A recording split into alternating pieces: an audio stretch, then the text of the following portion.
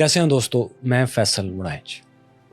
Israel के क़याम के बिल्कुल आसपास के दौर में ही यानी 1940s में एक ऐसा ही colonial project, European colonial project Africa में भी तकरीबन एक सेंचुरी से जारी था। ये प्रोजेक्ट था नॉर्थ अफ्रीका के मुल्क अलजायर यानी अल्जीरिया पर फ्रांस के कब्जे का। इस कब्जे के दौरान फ्रांसीसियों ने अलजायर में, अल्जीरिया में अपने फ्रेंच शहरियों को बसाने और पॉपुलेशन डायनामिक्स चेंज करने का भी पूरा बंदोबस्त किया हुआ था। 10 लाख के करीब फ्रांसीसी 1954 तक 1954 तक अलजायर में मौजूद थे। ये अरबों की ज़मीन पर कब्जा करके वहाँ अपनी खूबसूरत कॉलोनीज, ग्रीन कॉलोनीज बना लेते थे। ये इतनी बड़ी तादाद थी सेटलर्स की कि उस वक्त अलजायर की कुल आबादी का 10% हो चुकी थी। इन फ्रांसीसियों को जो अलजायर में रहते थे, वहाँ सेट हो चुके थे, उन्हें फ्रेंच सेटलर्स या कॉलोन्स या फ्रेंच में पायद नोआर कहा करते थे। बिल्कुल ऐसे जैसे आज फ़लस्तीनी ज़मीनों पर, ख़ुसूसन वेस्ट बैंक में इसराइली कब्ज़े को, जो वहाँ पर यहूदी आके कब्ज़ा करते हैं, उनको सेटलर्स कहा जाता है, जूश सेटलर्स। गो कि ये वेस्ट का, अमेरिका से लेकर अफ्रीका तक कॉलोनीज़ बनाने का एक आजमूदा फार्मूला है जिस पर यहाँ भी अमल हो रहा है, लेकिन ख़ास तौर पर अलजायर की फ्रेंच कॉलोनी और फ़लस्तीन पर इसराइली कॉलोनियल पावर का आना, इन दोनों में इतनी मुमासलत है, इतनी सिमिलरिटीज़ हैं कि आप हैरान रह जाएंगे। इसे समझने के लिए हम सिर्फ एक डिसाइसिव वाक़ये से बात शुरू करते हैं। ये वाक़या में इसराइल के क़याम से महज 3 वर्ष पहले अल्जीरिया में पेश आया। 8 मई 1945 1945 के दिन अलजायर के कस्बे सतीफ़ में 8,000 अरब मुसलमानों का एक जुलूस आज़ादी के नारे लगा रहा था। इसकी एक वजह थी, वो ये कि सिर्फ एक दिन पहले 7 मई को नाज़ी जर्मनी ने हथियार डालने का ऐलान कर दिया था और यूरोप में सेकेंड वर्ल्ड वॉर ख़त्म हो गई थी। हथियार डालने की बाकायदा तकरीब भी, सेरेमनी भी फ्रांस के इलाके रीम्स में 7 मई को हो चुकी थी। इस सरेंडर पर दारुल हुकूमत पेरिस में जश्न मनाया जा रहा था, यानी फ्रांस के दारुल हुकूमत में। तो पेरिस ऑफिशियली जर्मनी के कब्जे से आज़ाद होने के बाद ज़ाहिर जंग में भी जीत चुका था, फातह था। सो ऐसे में अलजायर के मुसलमान जो 115 साल से फ्रांस ही की कॉलोनी बने हुए थे, उनके ग़ुलाम बने हुए थे, वो भी अपनी आज़ादी के लिए सड़कों पर निकल आए। उनका मानना था कि आज़ादी सिर्फ फ्रेंच या यूरोपियन लोगों ही का हक तो नहीं है, ये अरबों का भी राइट है। सतीफ़ में तकरीबन 8,000 अरब इसीलिए पुरअमन तौर पर अपना मुतालबा रख रहे थे, मुजाहरा कर रहे थे। उन्होंने सब्ज़ और सफ़ेद रंग के परचम उठा रखे थे। ये परचम अलजायर की आज़ादी की अलामत थे। जलसे के शुरका के पास बैनर्स भी थे जिन पर नारे लिखे थे कि अवाम को आज़ादी दो, आज़ाद अलजायर जिंदाबाद, आज़ाद अलजायर जिंदाबाद। सतीफ़ में तैनात फ्रांसीसी पुलिस ने ये बैनर्स जब्त करने की, छीनने की कोशिश की। मुजाहिरीन ने इनकार कर दिया और पुलिस वालों की उनसे हाथापाई शुरू हो गई। इस दौरान एक 26 साला अरब नौजवान अबू ज़ैद साल, जिसने अलजायर का परचम उठा रखा था, उसे एक पुलिस अफसर ने गोली मारकर हलाक कर दिया। इसके बाद बाकी पुलिस एहलकारों ने भी फायर खोल दिया। देखते ही देखते कई अरब मुजाहिरीन मारे गए, लेकिन जुलूस के शुरका मुंतशिर नहीं हुए, बल्कि वो पुलिस वालों पर टूट पड़े और उन्हें पीटना शुरू कर दिया। यानी मुजाहिरीन और इंतज़ामिया में एक जंग शुरू हो गई। सतीफ़ और इसके इर्द गिर्द के इलाकों में दीगर अरब शहरी भी फ्रांसीसी कब्ज़े के खिलाफ उठ खड़े हुए। उन्होंने अपने गिर्द दहाइयों से कायम फ्रांसीसी आबादियों को, फ्रेंच सेटलर्स को भी निशाने पर रख लिया। हंगामा आराई में कम से कम 103 फ्रांसीसी पुलिस वाले और सेटलर्स मारे गए, जबकि 100 से ज़्यादा फ्रेंच सेटलर्स ज़ख्मी हुए। इन हंगामों ने फ्रांसीसी हुकूमत और आबादकारों को आग बगोला कर दिया। हर तरफ ये कहानियाँ फैला दी गईं कि अरबों ने सेटलर्स का कत्लेआम कर दिया है। मशहूर कर दिया गया कि इन्होंने बहुत सी फ्रेंच ख़वातीन का रेप किया है, जिनमें एक 84 साल की बूढ़ी औरत का रेप भी शामिल है। फिर ख़वातीन को कत्ल करके इनकी छातियाँ भी अरबों ने, अलजायर के अरबों ने, इनकलाबियों ने काट दी हैं। फ्रेंच पब्लिक ने इन तमाम कहानियों को, इस प्रोपेगेंडा को बग़ैर किसी तस्दीक के, कन्फर्मेशन के कबूल कर लिया। फिर बदले की आग में जलती हुई फ्रांसीसी फ़ौज ने अरब देहात पर अंधाधुंध बमबारी शुरू कर दी। डगलस डाइव बॉम्बर तैयारों ने अरब देहात पर लातादाद बॉम्ब्स गिराए। इस बमबारी का मकसद किसी मिलिटेंट ग्रुप को बतौर ख़ास निशाना बनाना नहीं था, बल्कि अलजायर के मुकामी अरबों से एज ए होल इंतकाम लेना था। इस बिला इम्तियाज़ इनडिस्क्रिमिनेट बॉम्बिंग का मकसद ये था कि आइंदा कोई अरब किसी फ्रेंच सेटलर को हाथ लगाने की जुर्रत भी ना करे, चाहे वो पुरअमन अरबों को गोली ही क्यों ना मार रहा हो। इस इंतकामी कार्रवाई के दौरान एक फ्रेंच वॉरशिप ने अलजायर के साहिल के साथ साथ अरब आबादियों को भी निशाना बनाया। यानी हर जगह अरबों को सबक सिखाया गया कि वो डर कर बैठ जाएं और आज़ादी का मुतालबा छोड़ दें। हंगामे वाले इलाकों में फ्रांसीसी फ़ौजी बड़ी तादाद में पहुंच गए और अरब रेजिस्टेंस को कुचलने लगे। اپنی فورسز کو دیکھ کر کامن فرینچ سیٹلرز جو وہاں پر 10 لاکھ کی تعداد میں موجود تھے وہ بھی دلیر ہو گئے. انہوں نے بھی فوجیوں سے مل کر لوگوں کا قتل عام شروع کر دیا. ستیف کے علاوہ ایک اور عرب علاقے کالما میں بھی ہزاروں عرب شہریوں کو بے دردی سے قتل کر دیا گیا. فرینچ فورسز نے عرب مسلمانوں کو حکم دیا کہ جو فرانس کے وفادار ہیں وہ اپنے بازوؤں پر سفید پٹی باندھنا شروع کر دیں. جو یہ پٹی نہیں باندھے گا اسے گولی مار دی جائے گی، اور مار دی جاتی رہی. صرف ایک گاؤں میں 219 غیر مسلح ان آرمڈ عربوں کو جنہوں نے سفید پٹیاں نہیں باندھی تھیں فائرنگ کر کے قتل کر دیا گیا. 2 ماہ تک یہ اندھیر نگری اسی طرح جاری رہی، جس کے بعد یہ قتل عام تھما تو تقریباً 45,000 عرب مسلمان موت کے گھاٹ اتر چکے تھے. ہزاروں زخمی اور بے شمار لوگ بے گھر ہو چکے تھے. کئی دیہات صفحہ ہستی سے مٹ چکے تھے اور ہزاروں پورے خاندان ختم ہو چکے تھے. یہ میسیکر دراصل الجزائر کی تحریک آزادی کا فاؤنڈیشن سٹون، بنیاد کا پہلا پتھر ثابت ہوا. جو کالونیل پاور یہ سمجھتی تھی کہ لوگوں کو ڈرا کر، دھمکا کر، قتل عام کر کے وہ ان کو کھڑا ہونے سے روک سکتی ہے، آزادی کی تڑپ ختم کر سکتی ہے، وہ غلط ثابت ہوئی.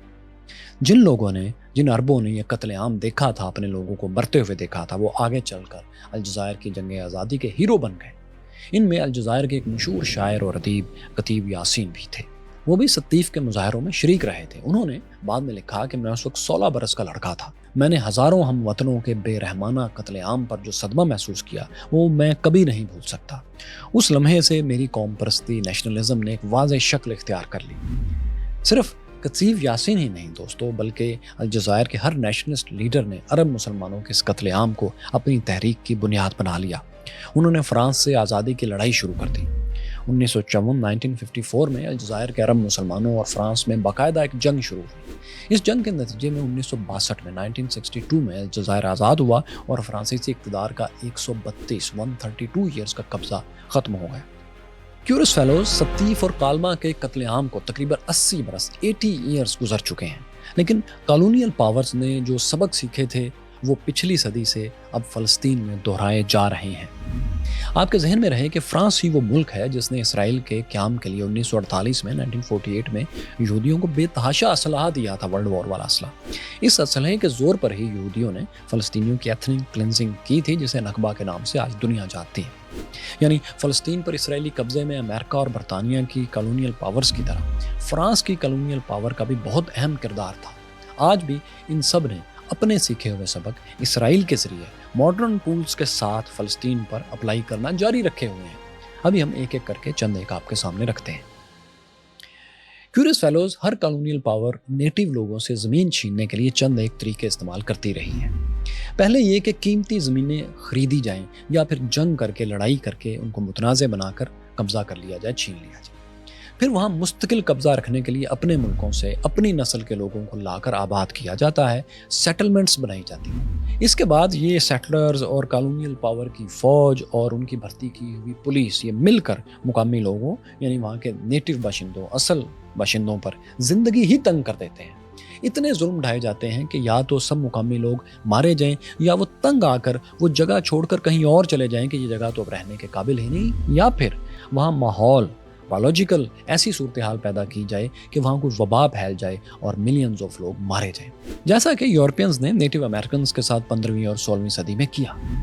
پھر مقامی لوگوں کی زمین پر قبضے کے بعد ظلم کیا جاتا ہے کہ انہیں شہریت، سٹیزن شپ سے ہی محروم کر دیا جاتا ہے. یعنی اپنے ہی ملک میں ان کی سٹیزن شپ چھین لی جاتی ہے، جس کے بعد وہ بنیادی شہری حقوق سے محروم ہو جاتے ہیں. اپنے ہی ملک میں وہ غیر ملکیوں کی طرح، غیر قانونی لوگوں کی طرح رہنے لگتے ہیں اور اسی طرح ان سے پھر سلوک کیا جاتا ہے. اسی لیے چونکہ اب یہ غیر قانونی ہو گئے ان کے کاغذوں میں، تو ان لوگوں کو پھر وحشی، غیر تہذیب یافتہ، انسیولائزڈ لوگ کہہ کر دھتکارا جاتا ہے. انہیں ڈی ہیومنائز کیا جاتا ہے. ان کے نقل و حرکت پر سخت پابندیاں لگا دی جاتی ہیں. انہیں اچھی فصل والی زمینوں سے سیکورٹی زونز کے بہانے نکال کر وہاں اپنے لوگوں کو، سیٹلرز کو لا کر بٹھا دیا جاتا ہے. ان کی کالونیز بناتی جاتی ہیں. کوئی مقامی باشندہ اپنی زمینوں کی واپسی کے لیے آواز اٹھائے یا ہتھیار اٹھائے تو بہت آسانی سے اسے جنگلی، جنگجو، دہشت گرد کہہ کر مار دیا جاتا ہے اور کہا جاتا ہے کہ وائلنس کی گنجائش تو ہم نہیں دیں گے. پھر مزاحمت کرنے والوں کو عبرت کا نشان بنانے کے بعد صرف انہی لوگوں تک بات ختم نہیں کی جاتی، بلکہ اس قوم کے تمام لوگوں کو اجتماعی سزا دی جاتی ہے، کلیکٹیو پنشمنٹ ان کی جاتی ہے، تاکہ سب کو یہ سمجھ لگ جائے کہ ان کا ہم قوم ان کے اندر کا کوئی مقامی آدمی اگر دوبارہ بھی مزاحمت کرنے کی کوشش کرے، مزاحمت کا آغاز کرنے کی بھی بات کرے، تو وہاں کے لوگ ہی اسے کوسنے دینے لگیں کہ اگر اس نے مزاحمت شروع کر دی تو ہم پر پھر بہت مشکل وقت آ جائے گا، لہٰذا کوئی بھی اس قبضے کو چیلنج نہ کر سکے، اس لیے کولیکٹیو پنشمنٹ دی جاتی ہے۔ یہ سیٹلر کالونیل پروجیکٹس کا پچھلی 3 صدیوں میں سیکھا ہوا ایک بہت ہی اہم سبق ہے۔ عربوں کی سرزمین پر، فلسطینیوں پر اسرائیل کے ذریعے colonial powers, British colonial powers کی مدد سے دہرایا جا رہا ہے۔ ساتھیوں، یہ سب کچھ جو ابھی ہم نے آپ کو بتایا کالونیل الجیریا میں فرانس نے کر کے دکھایا تھا۔ اسے ماڈرن زبان میں مقامی آبادیوں کو ڈی ہیومنائز کرنا، ڈی ہیومنائزیشن کہتے ہیں، جس میں اپنے سے کمزور لوگوں کو، محکوم لوگوں کو کمتر انسان بنا کر پیش کر دیا جاتا ہے، کیونکہ اس طرح اب ان پر ظلم کرنا، ان پر کوئی بھی الزام لگا دینا آسان ہو جاتا ہے اور اس کو آسانی سے لوگ تسلیم کر لیتے ہیں، یعنی ان کے حامی۔ فرانسیسیوں نے الجزائر میں عربوں کو جنگلی اور انسیولائزڈ اور قانون توڑنے والے انسان ثابت کرنے کے لیے ان کو شہریت سے محروم کرنے کے بعد یہ کیا کہ ایک شرط رکھ دی، وہ یہ کہ جو بھی عرب مسلمان اپنے تمام مسلم خاندانی قوانین کو چھوڑ دے گا، یعنی شادی بیاہ اور وراثت وغیرہ کے قوانین سے دستبردار ہو جائے گا، اس سے ہی اب اسی کے ملک کی شہریت ملے گی، یعنی وہ اپنے آپ کو فرینچ ظاہر کرے، فرینچ ثابت کرے۔ اب ظاہر ہے سب جانتے تھے کہ عربوں کے لیے تو ایسا کرنا ناممکن ہے، وہ تو اس شرط کو کبھی نہیں مانیں گے، اسی لیے تو یہ شرط رکھی گئی تھی کہ انہیں بہانہ ملے اور انہیں غیر قانونی کہا جائے۔ جب الجزائر کے مسلمانوں نے یہ شرط ماننے سے انکار کر دیا کہ وہ اپنے مقامی طور طریقے، قوانین اور وراثت اور شادی بیاہ کے طریقے نہیں چھوڑیں گے، تو انہیں کہا گیا کہ یہ تو باغی ہیں، یہ تو ہمارے قانون سے بھاگ رہے ہیں، انہیں ہم اب کس طرح سے شہریت دیں، یہ تو انسانیت کے خلاف ہے، قانون کے خلاف ہے، ہم تو قانون کے مطابق چل رہے ہیں، یہ تو عرب ہیں دراصل جو قانون کو اب نہیں مان رہے۔ اس کا نتیجہ یہ ہوا کہ زیادہ تر کالونیل الجزائر میں مسلمانوں کی اکثریت شہریت حاصل ہی نہیں کر سکی، مطلب شہریت ہوتے ہوئے بھی وہ شہریت حاصل نہیں کر سکے۔ اب وہ شہریت سے محروم رہے تو ان کے لیے الگ اور سخت ملٹری قوانین بنا دیے گئے کہ اب جو شہری نہیں ہیں وہ ان کو اس قانون کے تحت ڈیل کیا جائے۔ جب وہ شہریت سے محروم ہوئے تو ظاہر ہے انہیں بہانہ مل گیا اور انہوں نے ان کے لیے، نان سٹیزنز کے لیے ایک الگ ملٹری قانون بنا دیا، ایسے سخت قوانین لاگو کر دیے جو کہ ظالمانہ تھے اور ظاہر ہے غیر انسانی تھے۔ عرب مسلمان کوئی سیاسی میٹنگ نہیں کر سکتے تھے ان قوانین کے تحت، وہ فرانسیسی حکام کی اجازت کے بغیر اپنا علاقہ چھوڑ کر بھی نہیں جا سکتے تھے، کسی موومنٹ کے لیے کام نہیں کر سکتے تھے۔ ہر عرب پر الجیریا میں یہ فرض تھا کہ وہ فرینچ حکومتی عہدیدار کے ساتھ بڑے ادب سے پیش آئے، خواہ وہ حکومتی عہدیدار آف ڈیوٹی ہی کیوں نہ ہو۔ جو ایسا نہیں کرتا تھا اس پر جرمانہ کیا جاتا تھا یا اسے قید کر دیا جاتا تھا۔ اگر کسی فرینچ حکومتی عہدیدار کو کسی عرب شہری کا رویہ کسی بھی وجہ سے پسند نہیں آیا تو وہ اجتماعی سزا بھی اس پورے علاقے کو دے سکتا تھا، یعنی جس عرب آبادی میں یہ واقعہ پیش آیا ہو اسے ناقابل تلافی نقصان پہنچانا اس کے اختیار میں تھا۔ ان میں سے ایک نقصان جو انہیں اکثر پہنچایا جاتا تھا وہ یہ تھا کہ اس کمیونٹی کے پاس درختوں کا کوئی ذخیرہ ہوتا تھا، کافی درختوں کا جھنڈ ہوتا تھا، تو اسے جلا دیا جاتا تھا، کیونکہ اس صحرائی علاقے میں عام طور پر کسی بھی عرب کمیونٹی کے لیے روزی روٹی کا یہ درخت بہت اہم ذریعہ ہوتے تھے۔ ان کی لکڑی کام آتی تھی، ان کے پھل کام آتے تھے، سیزن میں ان کو بیچا جاتا تھا ان کے پھلوں کو، اس طرح یہ پوری ان کی اکانومی کا ایک سرکل تھا۔ تو ان درختوں کو تباہ کر کے دراصل اس پوری آبادی کو سزا دے دی جاتی تھی اور ظاہر ان کے پاس الٹرنیٹیو کوئی بھی چیز نہیں ہوتی تھی جس سے وہ اپنا روزگار چلا سکیں، اور اس پر اگر وہ اپنے حاکموں کے خلاف آواز اٹھاتے تھے تو پھر انہیں دہشت گرد، سیویجز، جنگلی کہہ کر مار دیا جاتا تھا۔ مطلب کولیکٹیو پنشمنٹ کے ذریعے ایک تصور قائم کیا جاتا تھا کہ یہ لوگ اپنے حاکموں کے خلاف اٹھنے کا سوچنا ہی چھوڑ دیں۔ اسی طرح فرانس اپنے سیٹلرز کو سیلف ڈیفنس کے نام پر ہتھیار دیتا تھا اور یہ فرینچ سیٹلرز عربوں کے خلاف اپنے ہتھیاروں کو استعمال بھی کرتے تھے، بے دریغ استعمال کرتے تھے۔ وہیں پر ستم ظریفی یہ تھی کہ عربوں کے لیے ہتھیار رکھنا ہی جرم تھا۔ ایک بار پھر وہی ڈی ہیومنائزیشن کہ اگر عرب ہتھیار رکھ لے گا تو وہ ظاہر قانون کے مطابق غیر قانونی کام کرے گا اور اسے پکڑ لیا جائے گا، مار دیا جائے گا اور کہا جائے گا یہ تو قانون شکن لوگ ہیں، یہ تو قانون توڑ رہے ہیں، ان سے ایسے ہی برتا جانا چاہیے۔ ہمارے قانون ماننے والے تو سویلائزڈ لوگ شہری ہیں، وہ جو ہتھیار رکھے ہوئے ہیں وہ تو سیلف ڈیفنس کے لیے ہیں، وہ تو قانون کے مطابق ہیں، لیکن ان جنگلی لوگوں نے جو اسلحہ رکھا ہے یہ دراصل غیر قانونی۔ آج دوستو اسرائیل بھی فلسطینیوں کے ساتھ یہی سب کچھ کر رہا ہے۔ وہ نہ تو فلسطینی ریاست قائم ہونے دیتا ہے اور نہ ہی اپنے زیر کنٹرول علاقوں میں فلسطینیوں کو شہری حقوق دیتا ہے، انہیں سیلف ڈیفنس کا کوئی رائٹ بھی نہیں دیتا۔ اس کا نتیجہ یہ ہے کہ اسرائیلی فورسز کسی بھی وقت کسی بھی فلسطینی کو گرفتار کر سکتی ہے، قتل کر سکتی ہے، اس کا گھر گرا سکتی ہے، اس کے کھیت جلا سکتی ہے، کوئی قانون اس پہ اپلائی نہیں ہوگا کیونکہ وہ ایک اسپیشل لا کے تحت ہے۔ ان کو اسرائیل کی سٹیزن شپ نہیں دی گئی، ان کو اپنے ہی ملک میں فلسطینی سٹیزن شپ بھی نہیں دی گئی، وہ کسی ملک کے شہری نہیں ہیں۔ فلسطینیوں کی نقل و حرکت پر بھی سخت پابندیاں عائد ہیں۔ وہ اسرائیلی حکام کی مرضی کے بغیر کہیں بھی آ جا نہیں سکتے۔ انہیں کہیں بھی آنا جانا ہو، ایک شہر سے دوسرے شہر، ایک ٹاؤن سے دوسرے شہر جانا ہو تو انہیں بہت سی چیک پوسٹ سے گزرنا پڑتا ہے۔ دن میں صرف 2 گھنٹوں کے لیے وہ چیک پوسٹ کھلتی ہیں، طویل قطاریں لگتی ہیں، اور وہاں کھڑا ہوا ایک 20-21 سال کا سولجر، اسرائیلی سولجر، جس کو چاہے روک سکتا ہے، جس کی چاہے عزت تاتار کر سکتا ہے، اور جس کو چاہے مار سکتا ہے، اور جس کو چاہے وہاں کئی گھنٹے تکلیف دہ صورتحال میں بٹھا سکتا ہے، لٹا سکتا ہے۔ اور اس کے تصاویر اور ویڈیوز آپ روز تصویروں میں، اخبارات میں اور سوشل میڈیا پر دیکھتے ہیں۔ اسرائیل فلسطینیوں کو اجتماعی سزائیں بھی اسی طرح دیتا ہے۔ کسی بھی جگہ اس کے کسی بھی فوجی یا سیٹلر کو اگر فلسطینیوں کی طرف سے کوئی بھی شکایت ہو، یا فلسطینی اپنے ساتھ ہونے والے انتہائی غیر انسانی سلوک پر احتجاج کریں یا سخت رد عمل دیں، پتھر برسائیں، تو ان کا پورا محلہ ہی ختم کر دیا جاتا ہے، پورا گاؤں گرا دیا جاتا ہے، مہینوں ان کا پانی، بجلی اور سیوریج بند کر دیا جاتا ہے، بلڈوزر کے ذریعے، بڑے بڑے سخت بلیڈ کے ذریعے ان کی سڑکیں درمیان سے کھود دی جاتی ہیں۔ اکثر جگہوں پر تو فلسطینیوں کی کھڑی فصلوں کو آگ بھی لگا دی جاتی ہے۔ جس طرح فرانس اپنے سیٹلرز کو اسلحہ دیتا تھا، ویسے ہی اسرائیل بھی ویسٹ بینک میں اپنے آباد کاروں کو، سیٹلرز کو سرعام اسلحہ دیتا ہے، اور اس اسلحے کی مدد سے ان آباد کاروں نے، سیٹلرز نے، مغربی کنارے میں ویسٹ بینک میں تباہی بھی مچا رکھی ہے۔ وہ ذرا سی بات پر فلسطینیوں کا قتل عام کر دیتے ہیں، گن پوائنٹ پر ان کے گھر گراتے ہیں، گھر چھین لیتے ہیں، قبضہ کر لیتے ہیں۔ اپریل 2024 میں ویسٹ بینک میں ایک اسرائیلی لڑکے کے قتل پر سیٹلرز نے ایک فلسطینی گاؤں پر حملہ کیا اور وہاں گھروں اور کاروں کو آگ لگا دی۔ انہوں نے فائرنگ کر کے ایک شخص کو قتل کیا اور 25 کو زخمی کر دیا۔ یہ وہ لوگ تھے جن کا اسرائیلی لڑکے کے قتل سے براہ راست کوئی تعلق نہیں تھا۔ فرینچ کالونسٹ کا عرب مسلمانوں، الجیریا کے مسلمانوں کے خلاف ایک اور ہتھ کنڈا یہ تھا کہ وہ ان لوگوں کو ہر جگہ ایک وحشی اور انسیولائزڈ کے طور پر ہی پیش کرتے تھے۔ عربوں کو وحشی ثابت کرنے کے لیے خاص طور پر اس طرح کے پروپیگنڈے کرتے تھے، جیسے کہ آپ نے ویڈیو کے شروع میں دیکھا کہ یہ ریپسٹ ہیں اور خواتین کی چھاتیاں بھی کاٹتے ہیں، اور اس طرح کی ساری کہانیاں۔ اب دیکھیں، یہی کہانیاں اسرائیل بھی 7 اکتوبر 2023 کے روز جو حملہ ہوا، اس کو مزید ہولناک دکھانے کے لیے اسرائیل سیٹلرز نے، کالونیل پاور نے، وہ اس سے زیادہ ہولناک کہانیاں مشہور کیں جو کہ اصل میں واقعات ہوئے تھے، ان سے زیادہ ہولناک کہانیاں پیش کی خود بنا کر، جیسے بچوں کو اوون میں ڈالا گیا، خواتین کی عصمت دری کی گئی، اور پھر اس کے بعد ان کو قتل کر دیا گیا، اور نوزائیدہ بچوں کے سر کاٹے گئے، لمبی چوڑی تعداد بتائی گئی۔ امریکی صدر اور ان کے ویسٹرن الائز نے اور میڈیا نے سارے پروپیگنڈے کو پیڈل کیا، اس کو ہوا دی۔ اس کا مقصد صرف یہ تھا کہ فلسطینیوں کے ایک گروپ کو حملہ آور دکھانے سے زیادہ آگے بڑھا کر فلسطینیوں کو ڈی ہیومنائز کیا گیا، غیر انسانی دکھایا گیا کہ ان لوگوں کو تو انسانیت کی قدر ہی نہیں۔ یہ سب اس لیے کیا گیا تاکہ اس کو جواز بناتے ہوئے پھر وہ فلسطینیوں پر جو بھی ظلم کریں وہ جسٹیفائی لگے، اور باقی دنیا کہے کہ ظاہر اب اسرائیل کے پاس چارہ کیا تھا۔ حالانکہ یہ تمام پروپیگنڈا اس حملے کے علاوہ غلط ثابت ہوا۔ 7 اکتوبر کا حملہ ایک خوفناک اٹیک تھا جس میں بہت سے بے گناہ بھی مارے گئے، لیکن باقی تفصیلات غلط تھیں۔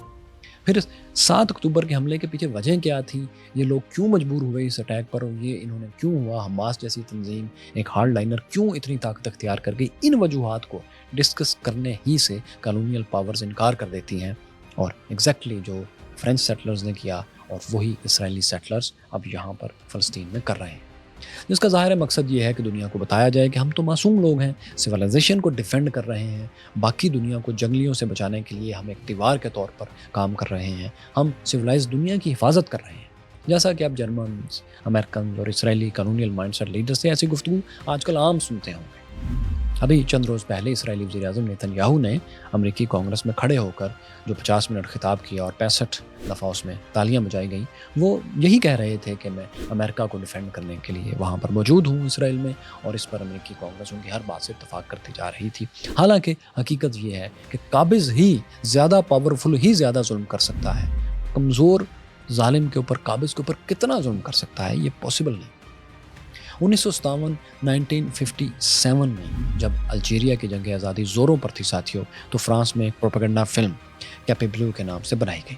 اس فلم میں دکھایا گیا تھا کہ کیسے فرانس نے الجیریا میں جدید عمارتوں، سڑکوں اور ایئرپورٹس کا جال بچھا دیا ہے، ایک سویلائزڈ ورلڈ جیسی کہ ویسٹ ہے، انہوں نے بتانے کی کوشش کی کہ اسی طرح ہم یہاں بھی الجیریا میں بھی کام کر رہے ہیں۔ اور اسی ویڈیو میں پھر بتایا گیا کہ اس خوبصورت دنیا کو تباہ کرنے کے لیے کچھ انتہا پسند عرب کتنے برے حملے کر رہے ہیں، اور ہم ہیں جو ویسٹرن سویلائزیشن کو یہاں پر بچانے کی کوشش کر رہے ہیں۔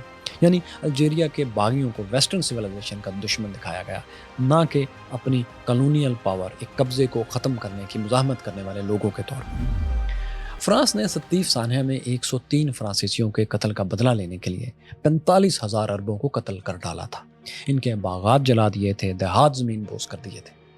یہی نہیں بلکہ بعد میں فرانسیسی حکام نے انکوائری کر کے عرب ہلاکتوں کی اصل تعداد بھی کم کرنے کی کوشش کی اور صرف 12 سے 1300 ہلاکتوں کو تسلیم کیا، جبکہ ایک فرینچ ہسٹورین رابرٹ ہیرن نے یہ تعداد تھوڑی سی بڑھا کر تسلیم کی، لیکن وہ بھی 6000 سے زیادہ ماننے کو تیار نہیں تھا۔ مطلب مسلسل انہیں ڈی ہیومنائز کیا جاتا رہا کہ ان کے نمبرز کی کوئی ویلیو نہیں کیونکہ یہ انسیولائزڈ لوگ ہیں۔ اسی طرح کا ایک اور واقعہ بھی آپ کو بتاتے ہیں۔ 1955 میں بھی الجیریا کی آزادی کے لیے لڑنے والے جنگجوؤں نے ایک سیٹلر آبادی فلیپ ویل پر حملہ کیا۔ اس حملے میں 123 لوگ مارے گئے، جن میں 71 فرانسیسی تھے اور 52 الجیرینز تھے جو کہ یورپین سیٹلرز کے ہاں کام کرتے تھے، ملازمین تھے۔ ان 71 ہلاکتوں کا بدلہ لینے کے لیے قابض فرینچ کالونیل فورس نے 5 دن میں 10,000 اربوں کو قتل کر دیا اور دسیوں ہزاروں بری طرح زخمی کر دیے۔ 1 لاکھ کے قریب اربوں کو گھروں سے محروم ہونا پڑا۔ اس دور میں جب آبادی بھی کم تھی اور تھوڑی تھوڑی آبادی کافی فاصلے پر تھی، اس وقت 1 لاکھ بہت بڑا نمبر تھا۔ ساتھیوں، ہر کالونیل پاور اپنا قبضہ برقرار رکھنے کے لیے کلیکٹیو پنشمنٹ دیتی رہی ہے، یعنی جن لوگوں پر انہوں نے قبضہ کیا ہوتا ہے ان میں سے کسی ایک کی بغاوت کی سزا دراصل پوری قوم کو دی جاتی ہے، تاکہ آئندہ وہ قوم اپنے کسی آرمڈ سٹرگل کرنے والے کو تو کیا، آزادی کی بات کرنے والے کو بھی خود ہی شٹ اپ کال دے دیں، اس کو سپورٹ نہ کریں، اور اگر کرنے لگیں تو 100 بار پہلے سوچیں کہ اس کے بعد کالونیل پاور ان کے ساتھ کیا کرے گی۔ ویسٹرن کالونیل پاورز کا 2-3 صدیوں کا سیکھا ہوا یہی سبق آج اسرائیلی آکوپائڈ فورسز فلسطین میں دہرا رہی ہے، ان کی مدد سے دہرا رہی ہے۔ 1139 اسرائیلیوں کے قتل کے جواب میں فلسطینیوں کی 5 ملین آبادی کو نشانے پر رکھ لیا گیا ہے۔ غزہ کے 2 ملین لوگ یعنی تمام کے تمام بے گھر ہو چکے ہیں، 1 سے زیادہ بار ہو چکے ہیں، 16,000 کے قریب بچے قتل کر دیے گئے ہیں، 41,000 فلسطینی مارے جا چکے ہیں، بے شمار بمباری جو ہوئی اس کے ملبے کے نیچے دفن ہے، اور یہ بمباری ابھی تک جاری ہے۔ لیکن اسرائیل اور اس کے کالونیل پارٹنرز کسی بھی فورم پر یہ تعداد تسلیم کرنے کو تیار نہیں، اور یہ حقیقت تسلیم کرنے کو تیار نہیں کہ یہاں پر اسرائیل کالونیل پاور جنگی جرائم کر رہی ہے۔ بلکہ ڈی ہیومنائزیشن کی انتہا یہ ہے کہ وہ بم گراتے خود ہیں، لیکن ذمہ دار فلسطینی کمیونٹی کے ایک طبقے کو قرار دے دیتے ہیں، تاکہ آئندہ اگر کبھی کوئی اسرائیلی قبضے کے خلاف آواز اٹھانے لگے تو اپنی ہی کمیونٹی اسے سپورٹ کرنے سے انکار کر دے۔ ڈی ہیومنائزیشن کا کسی قومیت کو غیر انسانی ثابت کرنے کا، انہیں اینیمل ثابت کرنے کا ایک طریقہ اور بھی کالونیل پاورز استعمال کرتی رہی ہیں۔ جیسے کہ ہم فرینچ الجزائر کی مثال دے رہے ہیں، تو اس اینگل سے دیکھیں تو 1954 میں جب الجزائر کی جنگ آزادی شروع ہوئی تو فرینچ فورسز نے عربوں کے خلاف ایک نئی اسٹریٹجی بھی بنائی۔ فوج یہ کرتی تھی کہ عربوں کو ان کی آبادیوں سے نکال کر کچھ خاص جگہوں پر قید کر دیتی تھی۔ ان جگہوں کے گرد خاردار تاریں لگا کر لوگوں کو بھیڑ بکریوں کی طرح ان میں بند کر دیا جاتا تھا، جانوروں کی طرح۔ ان تاروں میں پھر کرنٹ چھوڑ دیا جاتا تھا تاکہ کوئی بھی ان کو عبور کرنے کی، ان کو پار کرنے کی جرات نہ کر سکے۔ یہ قید میں بیٹھے ہوئے عرب شہری اس جگہوں سے کہیں اور نہیں جا سکتے تھے۔ فرانس ان جگہوں کو ری گروپمنٹ کیمپس کہا کرتا تھا۔ ان کیمپس میں عام طور پر صرف 2 دروازے ہوتے تھے۔ ایک دروازے سے لوگ پانی وغیرہ بھرنے کچھ دیر کے لیے تھوڑی دور تک ہی جا سکتے تھے، ایک محدود فاصلے تک، جبکہ دوسرے دروازے سے یہاں مر جانے والے لوگوں کو صرف قبرستان تک پہنچایا جاتا تھا۔ صبح 8 بجے سے پہلے باہر نکلنے کی کسی کو اجازت نہیں تھی، اور شام 6 بجے ہر شخص کو ہر صورت واپس اپنے اس جیل میں جس کی دیواروں میں کرنٹ دوڑ رہا ہے وہاں آنا ہوتا تھا۔ خلاف ورزی کی سزا سیدھی موت تھی۔ 1954 سے 1962 تک 8 برس کے عرصے میں تقریباً 30 لاکھ لوگوں کو ان کیمپس میں منتقل کیا جا چکا تھا۔ یہ الجیریا کی کل دیہی آبادی کا آدھا حصہ تھا۔ یہاں زندگی انتہائی مشکل تھی۔ 4 خاندان ایک ہی جھونپڑے میں زندگی گزارنے پر مجبور تھے۔ جن لوگوں کو ان کیمپس میں بھیجا گیا تھا ان کی اصل بستیاں جلا دی گئی تھیں تاکہ ان میں باغی پناہ نہ لے سکیں۔ کیمپس کے علاوہ ہر جگہ کو ممنوع علاقہ قرار دے دیا گیا تھا، اور ظاہر ہے جو بھی کسی ممنوع علاقے میں پایا جائے گا اس کو مار دیا جانا، غیر قانونی قرار دیا جانا، کچھ بھی کیا جانا آسان ہے، کیونکہ ظاہر ہے ان کو ڈی ہیومنائز کیا جا چکا ہے۔ فرینچ سولجرز کو اجازت تھی کہ ان ممنوع فوربیڈن ایریاز میں جو کوئی بھی انہیں نظر آ جائے اسے بغیر ہچکچاہٹ کے گولی مار دیں۔ آج اسرائیل بھی فلسطینی علاقے غزہ کی ناکہ بندی کر کے اسے قید خانے میں بدل چکا ہے۔ ویسٹ بینک میں اور ایسٹ یروشلم میں بھی فلسطینی آبادیوں کو، عرب آبادیوں کو اسی طرح انسرکل کر دیا گیا ہے مختلف دیواروں، چیک پوسٹس میں، اور اسے دنیا کی سب سے بڑی اوپن ایئر جیل کہا جاتا ہے، خاص طور پر غزہ کو۔ 7 اکتوبر کے سانحے کے بعد جب اسرائیل نے غزہ پر حملہ کیا تو اس نے فلسطینی شہریوں کو شمالی غزہ سے نکال کر جنوبی علاقے رفح کے ایک چھوٹا سے ایریے میں بند کر دیا۔ اس کے بعد انہیں وہاں سے پھر نکال کر خان یونس بھیج دیا، وہاں سے پھر نکال کر ساحل سمندر پر ٹینٹوں میں بھیج دیا، اور ایسا اب درجنوں بار کیا جا چکا ہے۔ مسلسل انہیں ایک جگہ سے دوسری جگہ ڈسپلیس کیا جا رہا ہے اور یہ سلسلہ اب بھی جاری ہے۔ اس دوران ان تمام جگہوں پر بھی بامز گرائے جاتے رہے ہیں جہاں انہیں خود فلسطینیوں کو بھیجا گیا تھا، یہ کہہ کر کہ یہ جگہ محفوظ ہے۔ غزہ میں بہت سے چھوٹے چھوٹے ایریاز کو برائے نام سیف زونز کہہ کر باقی پورے غزہ کو اوپنلی کلنگ زون قرار دے دیا گیا، یعنی وہاں جو بھی ہوگا اسے دیکھتے ہی قتل کر دینا بالکل قانونی طور پر درست ہوگا، کیونکہ آخر قانون تو انہوں نے توڑا ہے۔ جو اسرائیلی ہوسٹیجز حماس کی قید سے نکل کر بھاگے تھے وہ بھی اسی کلنگ زون میں اسی لیے مارے گئے تھے کہ اسرائیلی فورسز نے کلنگ زون میں اپنی کالونیل پاور استعمال کرتے ہوئے کسی کو مار دینے کی اجازت حاصل کر لی تھی۔ فلسطین پر اسرائیلی کالونی دوستو، یہ کالونیل پاور اس معاملے میں فرینچ کالونی سے بھی ایک قدم آگے بڑھ چکی ہے۔ ظاہر ہے وہ اس طرح کے فرانسیسی کم از کم اپنے بنائے ہوئے ری گروپمنٹ سینٹرز پر بمباری نہیں کرتے تھے، لیکن اسرائیل جن علاقوں کو سیف زون قرار دیتا ہے انہیں پر بم برسانا بھی اپنا حق سمجھتا ہے، اور اس کے ایلائز، انٹرنیشنل فورمز پر اسے ڈیفینڈ کرتے ہیں۔ مئی 2024 میں اسرائیل نے رفح کے علاقے تل السلطان کو سیف زون ڈکلیئر کیا تھا، لیکن جب فلسطینی سویلینز کی بڑی تعداد وہاں پہنچی تو آکوپائڈ فورسز نے اس پر شدید بمباری کی، جس میں 45 فلسطینی مارے گئے۔ کالونیل الجیریا میں عرب باشندوں پر، عرب باغیوں پر فوجی عدالتوں میں، ملٹری کورٹس میں مقدمات چلائے جاتے تھے، سول کورٹس میں نہیں، یا پھر انہیں بغیر ٹرائل کے بہت لمبے عرصے کے لیے قید کر دیا جاتا تھا۔ لیکن جو لوگ فوجی عدالتوں میں بھی پیش ہوتے تھے انہیں لازماً سزا ہوتی تھی، جبکہ ہزاروں کی تعداد میں لوگ کسی مقدمے کے بغیر ہی برسوں سزا کاٹتے رہتے تھے۔ 1959 میں کم از کم 10,000 لوگ فرانس کی قید میں تھے، جنہیں عام جیلوں کے بجائے الگ کیمپس میں رکھا گیا تھا۔ اسرائیلی فورسز بھی ویسٹ بینک میں فلسطینیوں کو گرفتار کر کے اسرائیل کی ملٹری کورٹس ہی میں پیش کرتی ہے، کیونکہ فلسطینیوں پر اسپیشل ملٹری قانون لگتا ہے، کیونکہ وہ سیولائزڈ لا کے اندر تو نہیں آ رہے ان کے تحت۔ اور اسرائیلی ملٹری کورٹس میں 99% کنوکشن ریٹ ہے، 99% فلسطینیوں کو سزا سنا دی جاتی ہے، جو کہ دنیا میں سب سے زیادہ ریٹ ہے۔ یہودی ریاست مقدمات چلائے بغیر بھی فلسطینیوں کو الجیریا کی طرح اپنے فرینچ کالونیل ٹیچرز کی طرح قید رکھتی ہے بہت لمبے عرصے کے لیے۔ اس کے لیے برٹش کالونیل دور کے قانون ایڈمنسٹریٹو ڈیٹینشن لا کو استعمال کیا جاتا ہے۔ یہ قانون برطانوی حکومت نے 1945 میں 1945 میں بنایا تھا۔ اس وقت فلسطین پر برطانیہ کی حکومت تھی، اور اس قانون کے تحت حکومت کسی بھی شخص کو مقدمہ چلائے بغیر 6 ماہ کے لیے قید رکھ سکتی تھی۔ اس دوران مبینہ ملزم کے وکلاء کو اس کے خلاف نہ تو کوئی ثبوت دکھایا جاتا تھا، نہ ہی اس کی رہائی کے لیے اپیل کی اجازت ملتی تھی۔ یہ قانون آج بھی اسرائیل میں صرف فلسطینیوں کے لیے نافذ ہے۔ اس لا کے تحت پچھلے سال 7 اکتوبر سے پہلے تک 1200 فلسطینی اسرائیلی جیلوں میں قید تھے۔ اس کے علاوہ اسرائیل نے ایک اور کالونیل لا بھی بنا رکھا ہے جسے کمبیٹنٹس لا کہتے ہیں۔ یہ قانون خاص طور پر غزہ کے لوگوں کے لیے بنایا گیا ہے، اور اس کے تحت اسرائیلی فوج غزہ سے کسی بھی فلسطینی کو گرفتار کر کے لامتناہی وقت تک، یعنی برسوں تک قید رکھ سکتی ہے۔ وہ انہیں گرفتار رکھنے کی وجہ بھی کسی کو بتانے کی پابند نہیں، وہ اسے سیکرٹ رکھ سکتی ہے، صرف یہ کہہ کر کہ انہیں قانونی طور پر گرفتار کیا گیا ہے۔ اس طریقے میں کسی بھی فلسطینی کو پہلے 45 روز قید رکھنے کے بعد چھوڑنا ضروری نہیں، کیونکہ ان 45 دنوں میں مسلسل توسیع کی جا سکتی ہے، جو کہ کی جاتی ہے۔ ایمنسٹی انٹرنیشنل کی رپورٹ کے مطابق 1 جولائی 2024 کو اسرائیلی جیل اتھارٹیز نے کنفرم کیا تھا کہ ان کے پاس اس قانون کے تحت 1402 فلسطینی قید ہیں۔ یاد رکھیں کہ یہ وہ لوگ ہیں جن کی قید پہلے 45 دن کی جیل کے بعد بڑھا دی گئی ہے۔ جو لوگ ابھی پہلے 45 ڈیز کی قید کاٹ رہے ہیں وہ ان 1402 لوگوں میں شامل نہیں ہیں۔ ایمنسٹی انٹرنیشنل نے اپنی ویب سائٹ پر لکھا ہے کہ اسرائیلی اتھارٹیز غیر قانونی کمبیٹنٹس لا کے تحت غزہ سے فلسطینی شہریوں کو غائب کر رہی ہے۔ انہیں عملی طور پر بلیک ہولز میں پھینک دیا جاتا ہے، یعنی طویل عرصے کے لیے غائب کر دیا جاتا ہے۔ انہیں کم سے کم قانونی کارروائی، minimum due process of law سے بھی نہیں گزارا جاتا۔ ادارے نے 27 ایسے فلسطینیوں کے انٹرویوز بھی کیے جو اس قانون کے تحت گرفتار رہ چکے تھے۔ ان میں 5 خواتین اور ایک 14 سالہ بچہ بھی تھا۔ ان لوگوں نے ایمنسٹی انٹرنیشنل کو بتایا کہ انہیں اسرائیلی فورسز نے قید کے دوران تشدد کا نشانہ بھی بنایا۔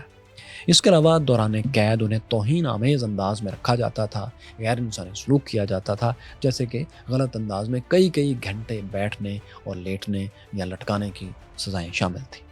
انسانی حقوق کے اس عالمی ادارے نے اسرائیل سے کہا ہے کہ وہ کمبیٹنٹس لا کو ختم کرے، کیونکہ یہ عالمی قانون کی سنگین خلاف ورزی ہے۔ بائی دا وے ساتھیوں، آپ کو بتائیں کہ اسرائیل میں فلسطینی قیدیوں کی کل تعداد، آفیشیل تعداد 9,500 سے اوپر ہے۔ ان میں بغیر ٹرائل کے گرفتار کیے گئے قیدیوں کے علاوہ وہ لوگ بھی شامل ہیں جنہیں فوجی عدالتوں سے، جہاں سے 99% کنوکشن ریٹ ہے، وہ لوگ بھی ان میں شامل ہیں۔ کسی بھی کالونیل پاور کی طرح ایک پاور لیس نیٹو کمیونٹی کو پکڑنے یا مارنے کا اختیار اسرائیلی فورسز کے پاس بھی اسی طرح ہے جس طرح فرینچ سیٹلرز کے پاس تھا، فرینچ کالونیل پاور کے پاس تھا۔ کوئی فرق نہیں پڑتا کہ کتنے قید میں ہیں اور کتنے مار دیے جائے، کیونکہ ان سب کو ویسٹرن پاورز نے، اسرائیلی کالونیل پاور نے ڈی ہیومنائز کر رکھا۔ تاریخ کا سبق ہے کہ کالونیل پاور کے پاس صرف 2 چوائسز ہوتی ہیں، یا تو تمام مقامی لوگوں کو وہ ختم کر دے یا انہیں نکال دے، یعنی ایتھنک کلینزنگ یا جینوسائیڈ کر دے۔ دوسری آپشن یہ ہوتی ہے کہ مقامی آبادی کے ساتھ مل کر ایک اسٹیٹ بنا دی جائے۔ پہلے طریقے پر یورپ نے امریکن کالونیز میں کامیابی سے عمل کیا، نیٹو امریکنز کو ختم کر دیا یا ان کی ایتھنک کلینزنگ کر دی۔ دوسرا طریقہ ساؤتھ افریقہ میں وائٹس نے اختیار کیا کہ مل کر ایک حکومت بنا لی، جبکہ الجزائر میں فرانسیسی کالونیل پاور کو بے پناہ عرب ریزسٹنس کا سامنا کرنا پڑا اور آخر یہ پروجیکٹ 130 سال 130 ایئرز کے بعد ختم ہو گیا۔ اسرائیل کا یہ کالونیل پروجیکٹ امریکہ اور یورپ کی مدد سے 76 ایئرز کا ہو چکا ہے، 76 سال سے جاری ہے۔ ابھی تک اسے خود کو قائم رکھنے میں صرف اس لیے مشکل کا سامنا ہے کہ فلسطینیوں کے ایک طبقے نے ہار نہیں مانی، اور دوسرا اس کی کامیابی کے پیچھے جو بہت بڑا سہرا ہے وہ یورپین اور امریکن مدد کو جاتا ہے۔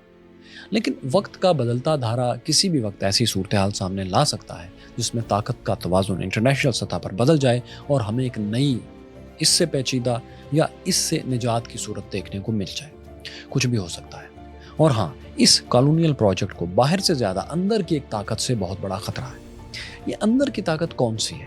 یہ دراصل ایک یہودی فرقہ ہے جو اسرائیل میں رہتا ہے لیکن اسرائیل کے وجود کے خلاف ہے۔ اس کی کہانی اگر آپ نے نہیں دیکھی تو یہاں ٹچ کر لیجیے۔ یہاں جانیے ان 43 بچوں کی کہانی جو میکسیکو کی سڑکوں سے اچانک غائب ہو گئے، اور یہ رہی ان 100 کتابوں پر ڈاکومنٹریز جن کو زندگی میں آپ کو ایک بار ضرور پڑھنا چاہیے یا دیکھنا چاہیے۔